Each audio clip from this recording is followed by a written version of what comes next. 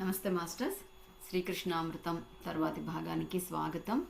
ఈరోజు మనం సాంఖ్యయోగంలోని 47వ శ్లోకం తెలుసుకోబోతున్నాం. దాని ధ్యాన వివరణ ముఖ్యంగా మనం అందుకోసమే చేస్తున్నాము. చాలా అందరికీ తెలిసిన ఫేమస్ శ్లోకం ఇది. అదేంటో చూద్దాం. స్క్రీన్ షేర్ చేస్తున్నాను.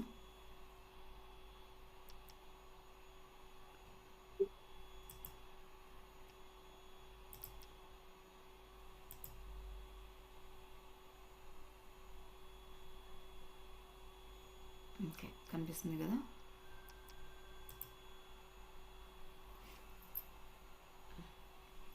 ఎస్, దివ్య వస్తారా?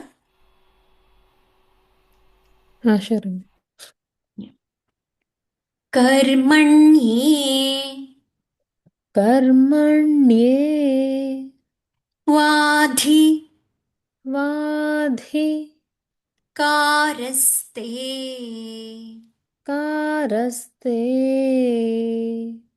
మా ఫలేషు मा फलेषु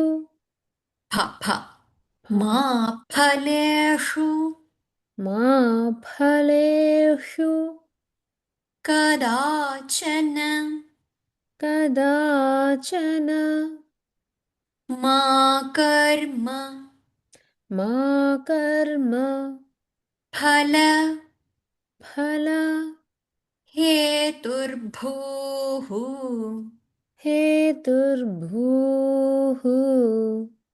మాతే माते సంగోస్త్వ संगोस्त्व కర్మణి कर्मणि కర్మణ్యేవాధికారస్తే कर्मण्येवाधिकारस्ते మా ఫలేషు కదాచన मा फलेषु कदाचन మా కర్మ ఫలహేతుర్భూః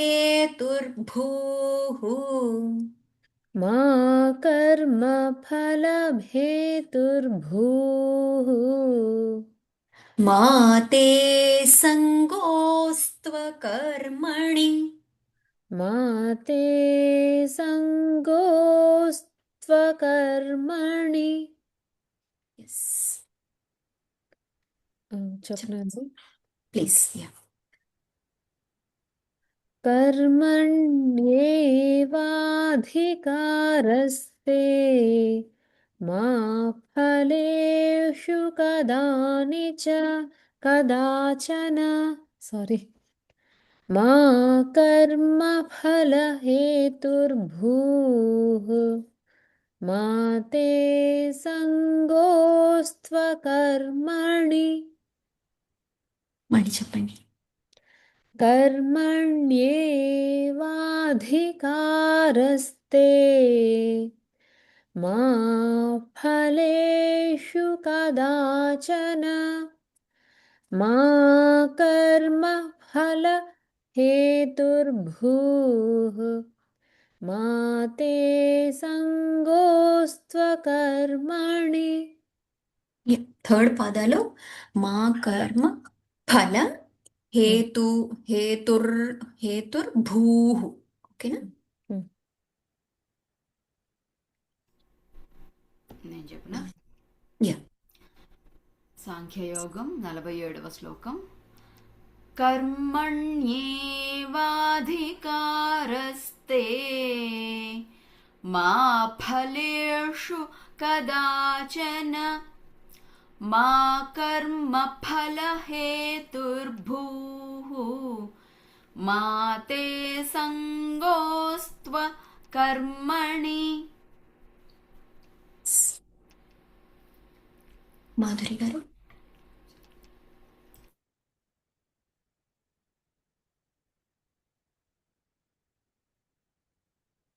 మాధురి గారు ఉన్నారు కదా? యా సారీ రీడింగ్ అయితే ఉంది. యా ట్రై చేస్తా. कर्मण्येवाधिकारस्थे मा फलेषु कदाचन मा कर्मफलहेतुर्भुः मा ते सर्गोस्त्व कर्म कर्मणि ఓకే. కర్మణి ణి న. ఓకేనా అండి? మీరు कर्मण्ये ఓకే స్టార్టింగ్ లో అలాగే. Okay okay okay. ధి ధా వాధి కదా అది, దానికి పెట్టాలి మీరు మహాప్రాణ. మీరు స్థేకి పెట్టారు. ఓకే, స్థేకి లేదు మనకి. ఓకేనా? కర్మణి వాధి కారస్తే మా ఫ ఫ ఉండదు. ఓకేనా? సాంస్క్రిట్ లో. ఓకే కాబట్టి ప ఫ ప ఫ అంటాం కదా, అది సెకండ్ ఫ. మా ఫ ఫలేషు కదాచన ప ప కాదు, ఫ హ హ సౌండ్ బయటికి ఫ రావాలి. ఓకే మా ఫ మా ఫలేషు ప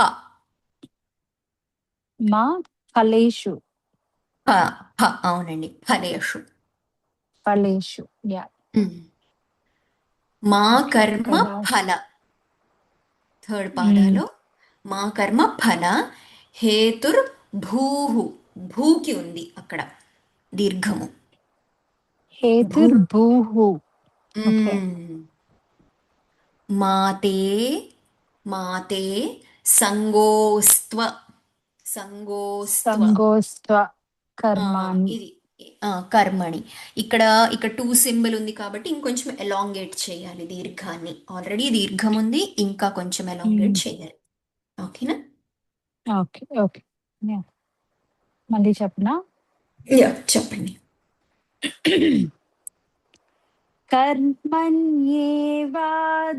कर्मण्येवाधिकारस्ते मा फल मा फलेषु कदाचन मा कर्मफलहेतुर्भुः భూః హేతుర్భూః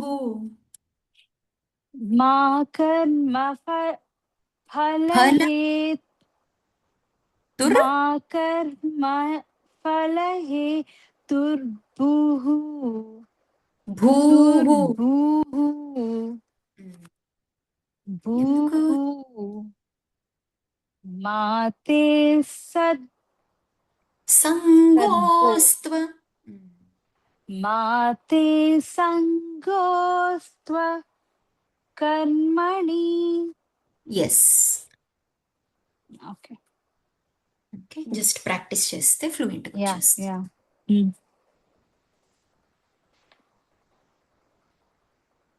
లావణ్య టీ గారు. వచ్చేస్తానండి. యా యా, ఒకసారి చెప్తాను, మీరు రిపీట్ చేయండి నేను చెప్పింది, తర్వాత మళ్ళీ మీరు చెప్తురు, కానీ మీరు ఇందాక రాలేదు కదా. ఓకే అండి. యా. కర్మణి కర్మణ్యే వాధి బాధి కారస్తే కారస్తే మా ఫలేషు మా ఫలేషు ష. ఓకేనా? ఫలేషు కదాచన కదాచన మా కర్మ మా కర్మ ఫల ఫల హేతుర్భూః హేతుర్భూః మాతే మాతే సంగోస్త్వ సంగోస్త్వ కర్మణి కర్మణి కర్మణి. కర్మణి కర్మణి ఆ, ఇది yes. సంగోస్తు అన్నారు కదా, అది అది జా కాదు, న్యా. జ్ఞాన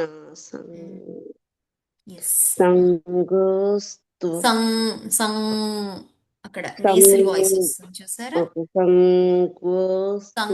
ఓకే, ఓకే. కర్మణ్యేవాధికారస్తే మా ఫలేషు కదాచన మా కర్మ ఫల హేతుర్భూ హేతుర్భూః మా తే సంగి సంగేస్వ కాదమ్మా సంగో. సంగోస్త్వ కర్మణి కర్మణి. ఎస్. Thank you. ఎక్స్ప్లెనేషన్కి వెళ్దాం.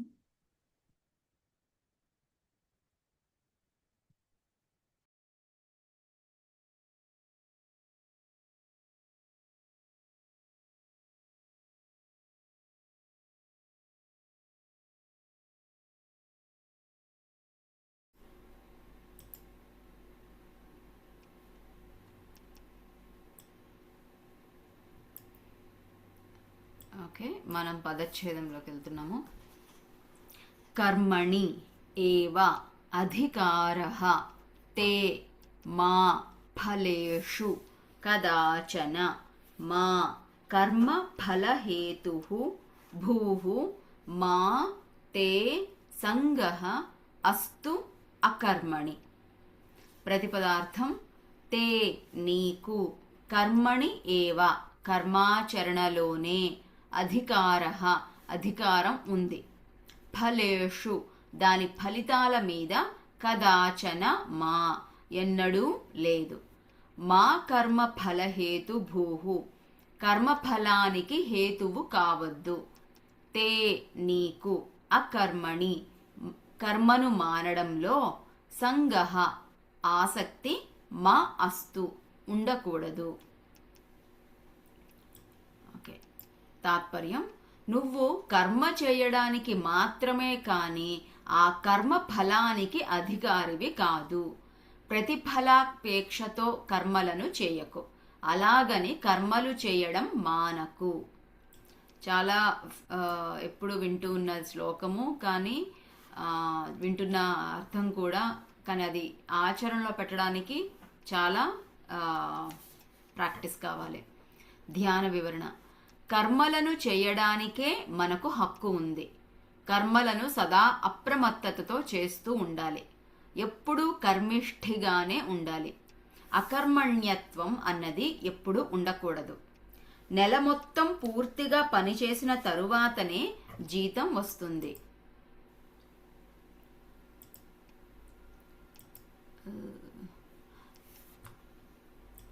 ఫలితాన్ని తరువాతి నెలలోనే అనుభవించగలుగుతాము. వర్తమానంలో దుక్కి దున్ని, విత్తు చల్లి, చేనుకి సంరక్షణ చేస్తేనే భవిష్యత్తులో పంట చేతికి వస్తుంది.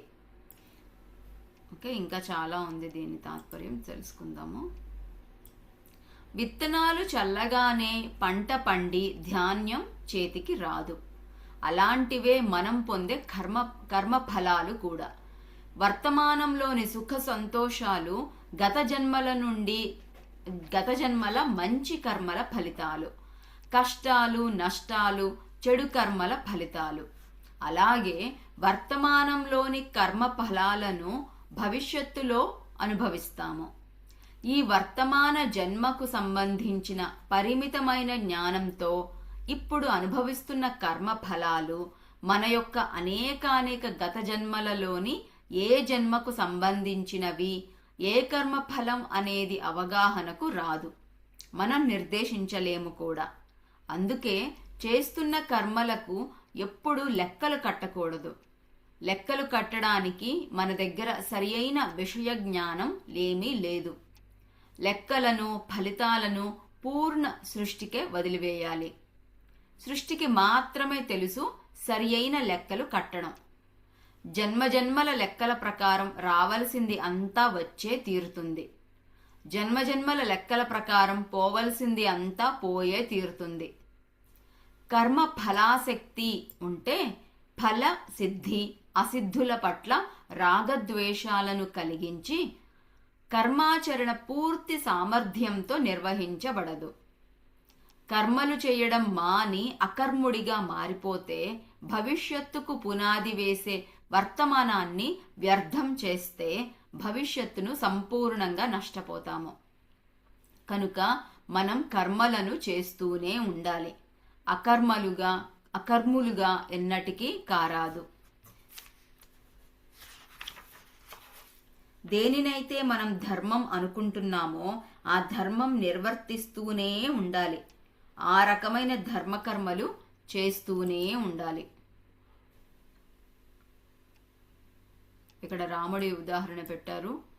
ఎంతో కష్టమైంది ఈ సముద్ర మీద వంతెన వేసేసి సీతమ్మ వారిని తీసుకురావడం అనేది. ఎంత కష్టమైనా అందరూ కలిసి చేశారు. ఫలితం అనేది సమయానుకూలంగా ఎలా జరగాలో అలా జరిగింది. చివరికి ఉడత కూడా తను చేయాల్సిన పని చేసింది అని ఇంతవరకే చెప్తున్నారు అన్నమాట. ఈ బొమ్మల్లో సీతని తీసుకురావడం దగ్గర చూపించట్లేదు. ఎవరికి చేతనైన కర్మని వాళ్ళు చేస్తున్నారు. వాళ్ళు పని చేయాల్సింది చేస్తున్నారు. మోసేది రాళ్ళు మోసేవాళ్ళు, చెట్లు మోసేవాళ్ళు, ఇసుక మోసేవాళ్ళు, ఇట్లా అందరూ కూడా పనులు చేస్తున్నారు అని చెప్తున్నారు. సో ఇంతకీ ఏంటంటే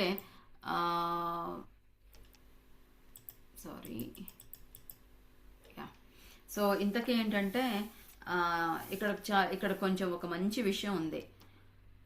మనకి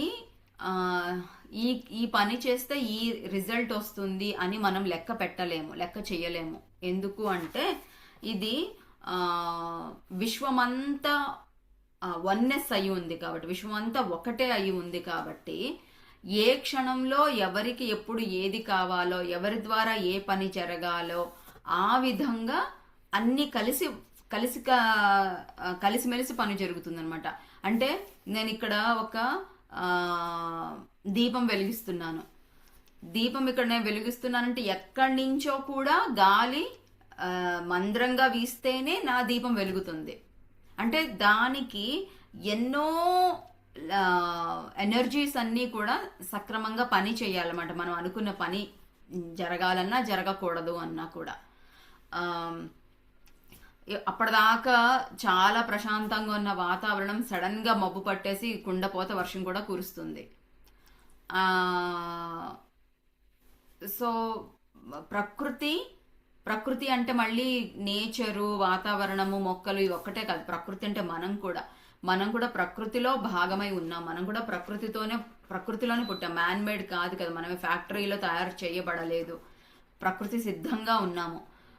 ప్రకృతికి రియాక్ట్ అవుతూ ఉంటాము. మా ప్రకృతిలో బయట జరిగే మార్పులకి మనం కూడా మార్పొస్తూ ఉంటుంది. ప్రకృతి సహజంగా మనం కూడా సీజనల్గా ప్రవర్తిస్తూ ఉంటాము. సో ఎప్పుడైతే మనము ఏ పని చేయాలి అన్నా దాన్ని చెయ్యడం మాత్రమే మన చేతిలో ఉంది. చెయ్యడం అనేది ఆపకూడదు, అకర్ములుగా ఉండకూడదు. ఇది నేను చెయ్యాలి, ధర్మబద్ధం అన్నారు కదా, ధర్మం ప్రకారం ఇది చెయ్యమని ఎవరైతే పెద్దవాళ్ళు చెప్పుంటారో లేదా శాస్త్రాల్లో చెప్పుంటాయో అవి చేసేయాలి. ఇది ఇలాగ చెయ్యడం అనేది కంపల్సరీ. ఎందుకు అంటే వాళ్ళు పూర్వీకులు ధ్యానులు, మునులు, వాళ్ళు ధ్యానం చేసి తపస్సు చేసి సైంటిఫిక్గా వాళ్ళు ఎక్స్పెరిమెంట్ చేసి వాళ్ళు తెలుసుకున్న జ్ఞానాన్ని అందరికీ ఇచ్చారు కాబట్టి అది ధర్మము, శాస్త్రము అయింది. దాన్ని మనం చేయాలన్నమాట. ఎందుకంటే ఇది కేవలం మనిషి యొక్క ఉన్నతి కాదు, మొత్తం విశ్వం యొక్క ఉన్నతి కోసము ఇది ఈ కర్మలు, ధర్మశాస్త్రం ఇవన్నీ కూడా ఇవ్వబడ్డాయి. కాబట్టి మనం యొక్క మనిషిగా పుట్టాము కాబట్టి, జంతువు కాదు మనం. కాబట్టి మనిషిగా పుట్టాము కాబట్టి మనం చేయాల్సిన కర్మల్ని మనం చేయాలి. ఫలితాన్ని లెక్క పెట్టలేము.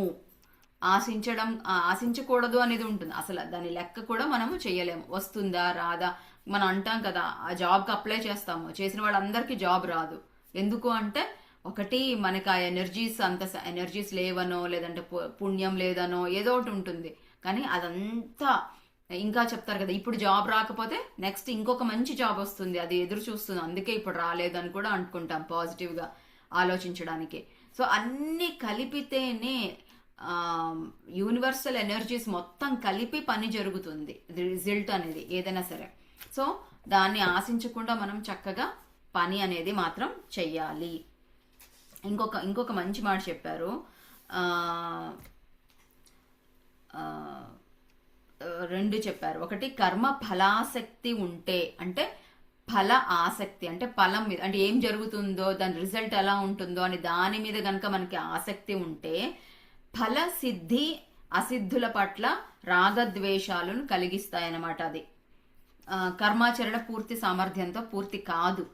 అంటే మనకి ఏదైతే ఈ మనం చేసే ప్రతి కర్మ ధర్మబద్ధంగా మనం చేసే ప్రతి కర్మ కూడా సిద్ధి లభించడానికి లేదా మోక్షం వైపు మనం ప్రయాణించడానికే జరుగుతుంది. ఇవి ఎప్పుడైతే మనము ఆ ఫలితం మీద ఆసక్తి ఉంటుందో మనకు ఆ సిద్ధి లభించదు. ఎందుకంటే సిద్ధి జరుగుతుందా లభించదా, సిద్ధి అసిద్ధి మీద మనకి ఆసక్తి రాగద్వేషాలు కలుగుతాయి అన్నమాట. అయ్యో ఇది ఉంది అది లేదు అనే భావనలు కలుగుతాయి. దాంతో మనము మోక్షం వైపు వెళ్ళలేము. సరికదా మనం ఏదైతే పని చేస్తున్నామో అది పరిపూర్ణంగా పూర్తి కాదు అని చెప్తున్నారు. ఇంకొకటి ముఖ్యమైన విషయం ఏంటంటే భవిష్యత్తుకి పునాది వేసే వర్తమానాన్ని వ్యర్థం చేస్తే భవిష్యత్తును సంపూర్ణంగా నష్టపోతాము. ఇది కూడా చాలా ఇంపార్టెంట్ కదా. మన భవిష్యత్తుని మనము ఈ క్షణాన్నే మనం సృష్టించుకుంటాము. రేపు నేను పలానా వంట చేయాలి అంటే ఈ రోజు నేను దానికి ప్రిపరేషన్ సంథింగ్ ఏదో చేయాలి. నెక్స్ట్ మూమెంట్ నేను బయటికి వెళ్ళాలంటే ఈ క్షణం నేను ప్రిపేర్ అవ్వాలి. నేను ఈ జీవితంలో ఒక డాక్టర్ని అవ్వాలి అనుకుంటే ఈ క్షణము నేను దానికోసం ఏదో ఒక యాక్షన్ తీసుకోవాలి. సో భవిష్యత్తుకి వర్తమానంలోనే మనం పునాది వేస్తాము. కాబట్టి వర్తమానంలో మనం చేయాల్సిన కర్మలు చెయ్యకపోతే మన భవిష్యత్తుని మనమే వృధా చేసుకుంటున్నాం, మన వర్తమానాన్ని వృధా చేసుకుంటున్నాం.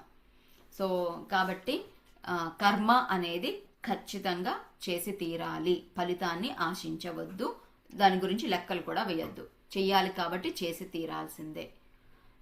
ఇది నాకు అర్థమయ్యి నేను చెప్పాలనుకున్నది. ఇంకెవరైనా యాడ్ చేస్తారా?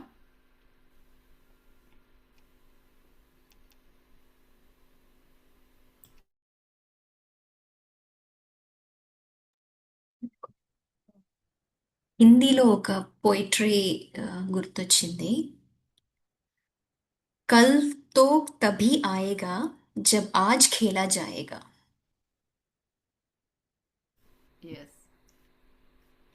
బాగుంది. సో ఇంకా చాలా ఉందిలే కానీ but it is very much apt. So బాగా గుర్తొచ్చింది నాకు. యా, థ్యాంక్ యూ సౌజన్య. ఇంకెవరన్నా?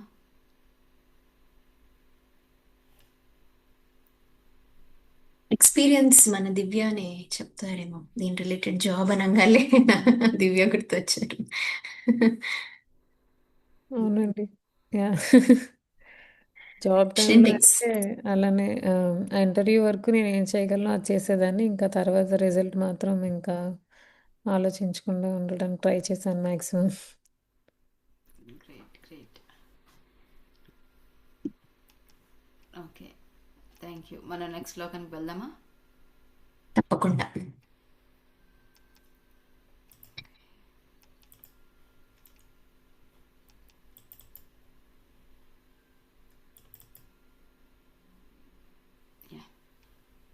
ఓకే,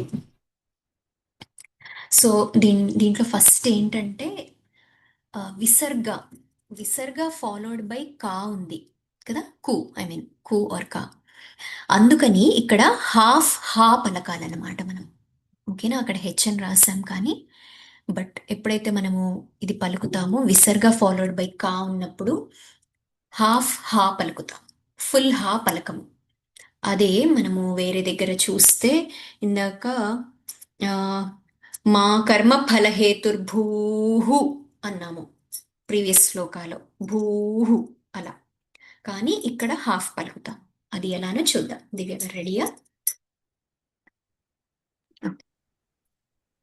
యోగస్థ యోగస్థ కురు కురు కర్మాణి కర్మాణి సంగం సంగం త్యక్త్వా త్యక్త్వా ధనంజయ ధనంజయ सिद्ध्य सिद्ध्य सिद्ध्यो सिद्ध्यो समो समो भूत्वा भूत्वा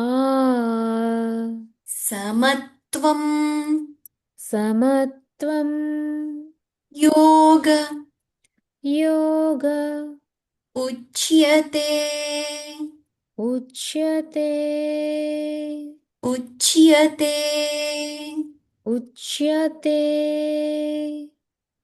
यस् योगस्थ योगस्थ कुरु कर्माणि कुरु कर्माणि सङ्गं त्यक्त्वा धनञ्जय सङ्गं त्यक्त्वा धनञ्जय सिद्ध्यसिद्ध्यो समो भूत्वा सिद्ध्यसिद्ध्यो समो भूत्या भूत्वा Sorry. समत्वं योग उच्यते समत्वं योग उच्यते యా రా అలా అనాలన్నమాట అంటే లైక్ ఉచ్యతే యా కూడా వినిపించేటట్టు యా ఒత్తు కూడా వినిపించేటట్టు उच्यते ఉచ్ उच्यते ఉమ్. ఉచ్య उच्य ఉమ్. योगस्थः कुरु कर्माणि सङ्गं त्यक्त्वा धनञ्जय सिद्ध्यसिद्ध्यो समो भूत्वा समत्वं योग उच्यते योगस्थ कुरु कर्माणि सङ्गं त्यक्त्वा धनञ्जय सिद्ध्यसिद्ध्यो समो भूत्वा समत्वं योग उच्यते లావణ్య గారు మీరు చెప్పండి యా యా 48వ శ్లోకం యోగస్థ కురు కర్మాణి సంగం త్యక్త్వా ధనంజయ సిద్ధ్యసిద్ధ్యో సమో భూత్వా సమత్వం యోగ ఉచ్యతే ఎస్ లావణ్య టీ అండి.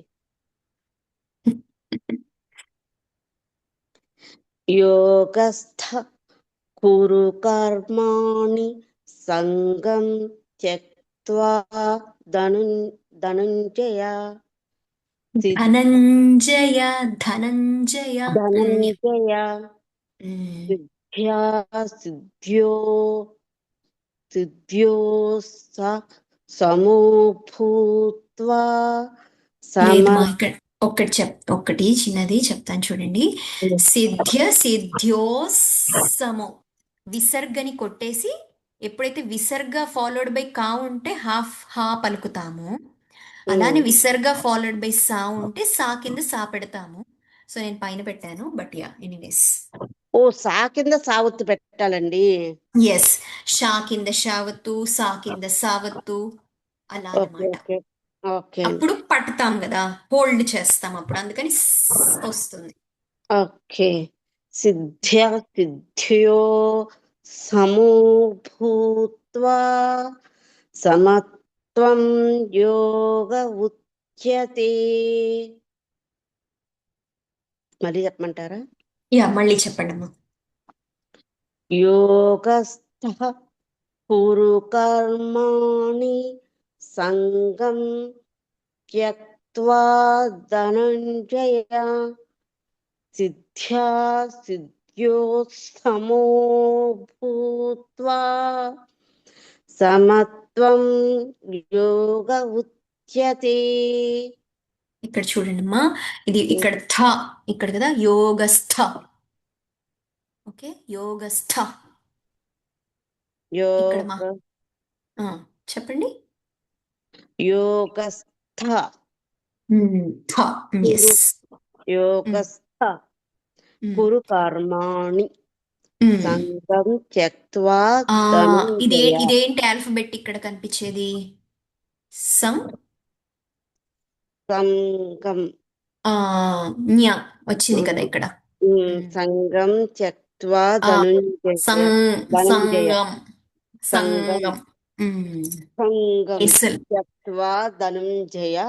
ధనంజయ ధనంజయ ధనుంజయ కాదు, ధనంజయ. ధనంజయ. సిద్ధ్యా సిద్ధ్యో సమో. ఇక్కడ చూడండి మహాప్రాణ ఉంది చూసారా? సిద్ధ్య సిద్ధ్యో సిద్ధ్యో సమో. సమో అక్కడ అలా రావాలి, డ్రాగింగ్ రావాలి. సిద్ధ్య సిద్ధ్యో సమో రావాలి. సిద్ధ్య సిద్ధో సమో సమో భూత్వా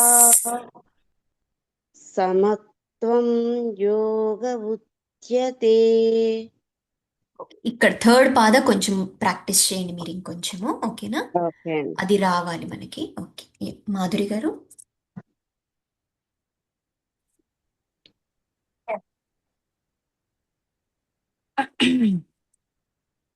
योगस्थ कुरु कर्माणि संगं त्यक्त्वा धनञ्जय.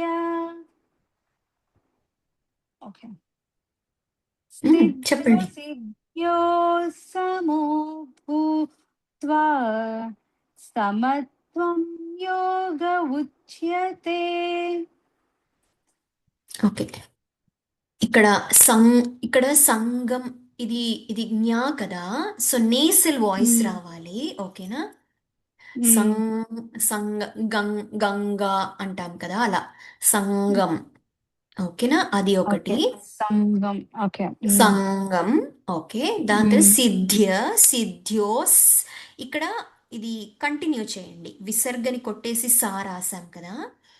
సో సిద్ధ్య సిద్ధ్యో సమో భూత్వా, అన్నిటికీ లాంగ్ ఉన్నాయి చూడండి. సమో భూత్వా, మూడిటికి ఎలాంగేటెడ్ ఉంది. ఓకే. ఓకే. ఓకే. యా, ఒకసారి ట్రై చేస్తా. యోగస్థ కురు కర్మాణి. ఇంకొంచెం మహాప్రాణ పెట్టినమ్మా. యోగస్థ. యోగస్థ కురు కర్మాణి సంగం త్యక్త్వా ధనంజయ. సిద్ధ్య సిద్ధ్యో సమో భూత్వా సమత్వం యోగ ఉచ్యతే. ఉచ్యతే. ఉచ్యతే. ఊ వేరు, ఊ వేరు. ఓకే. ఉచ్యతే. ఎస్, ఉచ్యతే.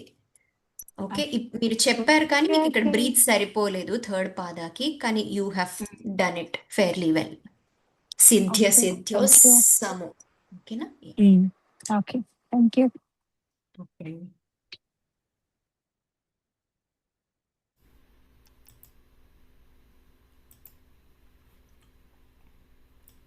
ఓకే, పదచ్ఛేదం.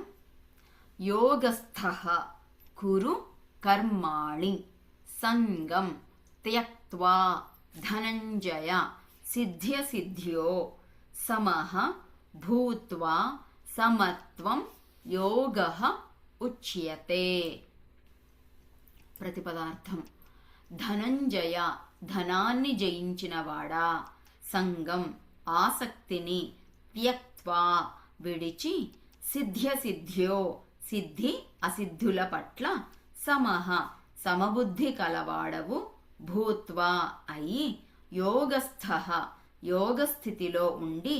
కర్మాణి, కర్మలను. కురు, చెయ్యి. సమత్వం సమత్వమే, సమత్వ బుద్ధియే, యోగ ఉచ్యతే, యోగము అని చెప్పబడుతోంది. తాత్పర్యం: ఓ ధనాన్ని జయించినవాడా, ఆసక్తిని వదలి యోగస్థితిలో ఉంటూ కార్యసిద్ధి అయినా కాకపోయినా సమభావం కలిగి కర్తవ్య కర్మలను ఆచరించు.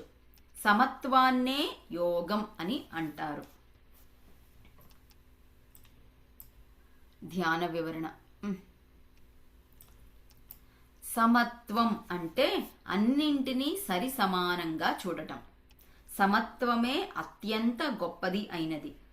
సమత్వమే నిజమైన యోగం అనిపించుకుంటుంది. అనుకూల ప్రతికూల పరిస్థితులకు అతిగా ప్రతిస్పందించక అన్ని పరిస్థితులలోనూ ద్వంద్వాలలోనూ సమస్థితిలో ఉండడమే యోగం అనిపించుకుంటుంది. అదే సమత్వంలో ఉండడం అంటే, యోగ స్థితిలో ఉండడం అంటే. యోగ స్థితిలోనే ఉంటూ ప్రాపంచిక కర్మలన్నీ చెయ్యాలి. యోగ స్థితిలోనే ఉండకుండా చేసే కర్మలన్నీ అనర్థహేతువులే. కర్మలను చేస్తూ ఉన్న వాటి పట్ల ఆసక్తి రహితుడిగా ఉండాలి. ఫలితాలను అవి పూర్తిగా ఫలించినా కొద్దిగా ఫలించినా సమభావనతోనే గ్రహించాలి. జీవితంలోని సకల ఆటుపోట్ల పట్ల ఉదాసీనంగా వ్యవహరించగలిగే మానసిక సమత్వం నిరంతర సాధన వలన అలవడుతుంది. అప్పుడు అనుక్షణం యోగస్థితిలోనే ఉంటూ ఉంటాము. ఇలా యోగస్థితిలో ఉంటూ కర్మలు చేస్తూ ఉంటే సహజంగానే వాటి యొక్క సిద్ధి అసిద్ధులలో ఆనందించము, విచారించము. కనుకనే ఆసక్తిని విడిచి సిద్ధి అసిద్ధుల పట్ల సమభావం కలిగి ఉన్నట్టి యోగస్థితిలోనే కర్తవ్య కర్మలను ఆచరించమని శ్రీకృష్ణుల వారి ఉద్బోధ అని మనకి జీసస్ యొక్క ఫోటోను పెట్టారు. ఎందుకంటారు? ఎందుకంటే ఆయన అలా ఉన్నారు కాబట్టి. ఎస్, ఏ స్థితిలో, అన్ని స్థితులలోనూ ఆయనకి ఎన్నో కష్టాలని అనుభవించారు. ఆయన ఒకవైపు వీరేమో ఒకవైపు ఆయన దేవుడిగా పూజిస్తున్నారు, ఇంకోవైపు ఏమో ఆయన్ని శిక్షిస్తున్నారు. అయినా కూడా ఎటువంటి స్థితిలో కూడా ఆయన ఎంతో బ్యాలెన్స్డ్గా ఉన్నారు. ఇతరుల కోసమే చేశారు. ఇతరుల కోసం తను శరీరాన్ని ఎంతో కష్టపెట్టడానికి కూడా సిద్ధంగా ఉన్నారు. అందరి కోసమే చేశారు. ఆటుపోట్లు ఎంత వచ్చినా కూడా ఆయన అలాగా మంచి జరిగినప్పుడు పైకి ఎగిరిపోవడమో లేదా ఎవరైనా ఏమైనా అన్నప్పుడు కిందికి పడిపోవడమో అలాంటిది ఏమీ లేకుండా యోగ స్థితిలో ఉన్నారు. ఇంకా ఒక మంచి మాట చెప్పారు మనకి. ఏమని అంటే,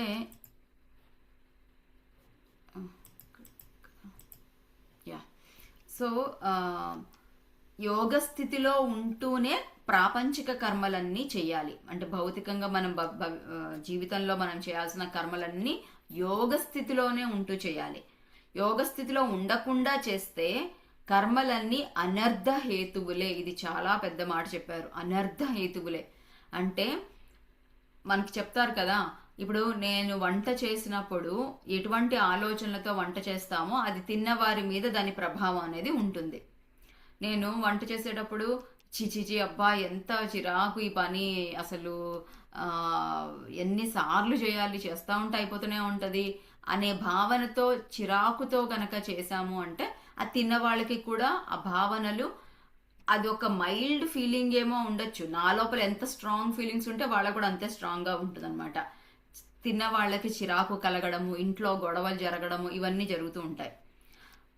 యోగ స్థితిలో ఉంటే అంటే ఏమన్నా కానీ నా మానసిక పరిస్థితి ఏమన్నా ఉండని, నేను మాత్రం బ్యాలెన్స్డ్గా, అంటే ఇంట్లో పరిస్థితులు ఏమన్నా ఉండని, నా చుట్టుపక్కల అన్ని టెన్షన్స్ ఏమన్నా ఉండని, కానీ యోగ స్థితిలో ఏమి అంటుకోని విధంగా గనక నేను ఉన్నాను అంటే ఆ పని చేసేటప్పుడు ఆ పని పూర్తిగా, మనం ఎందుకు వంట చేస్తాము అంటే అది తిన్న వాళ్ళకి ఆరోగ్యము, ఆనందము, ఆహ్లాదము కలగడం కోసం చేస్తాం.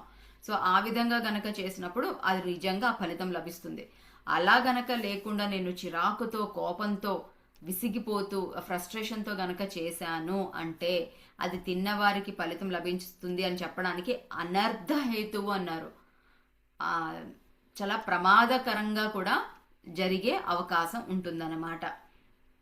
కాబట్టి కర్మలను ఏమి చేస్తున్నా కూడా వాటిపైన ఆసక్తి రహితుడిలాగా, యోగ స్థితి అంటే సమత్వ స్థితి, ఎప్పుడు కూడా వన్నెస్లో ఉండడం అనమాట. ఈ క్షణము భవిష్యత్తు ఇంకా ద్వంద్వం అనేది ఉండదు. అన్ని పరిస్థితుల్లో ద్వంద్వరహితంగా ఉండడం అంటే థర్డ్ డైమెన్షన్లో ద్వంద్వం ఉంటుంది మనకి. పగలు రాత్రి, నిన్న మొన్న, నేను నువ్వు, మంచి చెడు, కుదురుతుంది కుదరదు, పాజిటివ్ నెగటివ్, ఇట్లాంటి అన్నీ ఉంటాయి అన్నమాట. కానీ ఆ యోగ స్థితిలో ఉన్నప్పుడు ఇంకేమీ ఉండదు. ఉండేదంతా ఒకటే ఆనందం, ఒకటే లైట్, హ్యాపీనెస్, అదొకటే ఉంటుంది అనమాట. అందరికీ అన్ని వేళలా అంతా కలిసి ఉండడం అనమాట. ఇంకా లేకపోవడము, స్కేర్సిటీ, ఇవన్నీ ఏం ఉండవు. సో ఆ యోగ స్థితిలో ఎప్పుడైతే ఉంటామో దాని ఫలితం అనేది చక్కగా వస్తుంది. ఇంకొకటి ఇక్కడ ఇంకొకటి ఉంది. ఫలితాలను అవి పూర్తిగా ఫలించినా లేదా కొద్దిగా ఫలించినా సమభావనతోనే గ్రహించాలి. ఫలితం అనేది ముందు శ్లోకంలో మనం చెప్పారు, ఫలితం గురించి అసలు ఆశించద్దు, మనం చెయ్యొద్దు, ఆశిస్తే కనుక అది కరెక్ట్గా పూర్తయినట్టు కాదు అని చెప్పారు. ఇక్కడ ఫలితాలను అది ఒకవేళ రిజల్ట్ వస్తే పూర్తిగా వచ్చినా కొంచెమే వచ్చినా అసలు రాకపోయినా దాని గురించి మనం ఎప్పుడు సమభావనతోనే గ్రహించాలి. ఒక నిర్మలమైన సరస్సు ఎలా ఉంటుందో అలా ప్రశాంతంగా, అంటే ఒక ఏనుగు స్థితి అనమాట. ఏనుగుని కూడా చెప్తారు, ఏనుగుని ముఖం చూసినప్పుడు అది ఎప్పుడు అలా ఉంటుందన్నమాట. దాంట్లో నో ఎక్స్ప్రెషన్స్, అలా ప్రశాంతంగా ఉంటుందంట ఏనుగుని చూసినప్పుడు. సో ఇలా ఎప్పుడైతే మనం కూడా ఒడిదుడుకులు లేకుండా, మన మనసు చంచలమైనది అంటారు, సో అటువంటి చంచలత్వం లేకుండా ఎప్పుడైతే మనం సమత్వంలో ఉంటామో ఆ ఫలితాలు, ప్రతి ఫలితానికి కూడా మనం సమంగా తీసుకుంటూ ఉంటామో ఈ వర్తమాన క్షణంలో మన భవిష్యత్తుని బంగారు క్షణంగా తయారు చేసుకోబోతున్నాం అనమాట. ఎందుకంటే యోగ స్థితిలో ఎప్పుడైతే ఉన్నామో అన్ని పరిపూర్ణంగా కర్మలు పూర్తవుతాయి. యోగ స్థితి లేకపోతేనే పరిపూర్ణం కాదు అని చెప్పారు ఇంతకు ముందు శ్లోకంలో. సో ఖచ్చితమైన బ్యాలెన్స్డ్ మనసుతో ఎప్పుడైతే ఉంటామో హ్యాపీగా మనం చేయాల్సిన, మన భూమి మీద వచ్చి చేయాల్సిన పనులు కానీ, మనం ఈ క్షణంలో మనం అనుకున్న పనులు కానీ, చిన్న చిన్న కోరికలు కానీ, ఏదైనా సరే సమంగా పరిపూర్ణంగా వస్తాయి. ఒకవేళ రాకపోయినా మనం మళ్ళీ యోగ స్థితిలోనే ఉంటాం కాబట్టి అసలు దుఃఖం అనేది ఉండదు. ఇంకా this is what my explanation. Continuation శ్రీకృష్ణుడు చెప్పిన వారికి పత్రిజీ చెప్పారు కంటిన్యూగా, పత్రిజీకి నేను కంటిన్యూ చేశాను. ఎవరైనా ప్లీజ్ యాడ్. మీరు చెప్తుంటే నాకు ఒక విషయం గుర్తొచ్చిందండి. చెప్పండి. లావణ్య టీ. మా మదర్ వంట చేసేటప్పుడు మా చిన్నప్పటి నుంచి లక్ష్మీ అష్టోత్తరం, విష్ణు సహస్రనామం చదువుతూ వంట చేసేవాళ్ళు రోజు అనమాట. ఆ వంట చేసింగానే ముందు వండిందంతా తీసుకెళ్లి దేవుడి గదిలో తీసుకెళ్లి మహానైవేద్యం పెట్టి, ఆ తర్వాత అందులోంచి కొంచెం తీసి పక్షులకు పెట్టి, ఆ తర్వాతే మాకు పెట్టేవాళ్ళు ఆవిడ. సో పరిపూర్ణంగా దాన్ని పవిత్రం చేసేస్తున్నారు అసలు.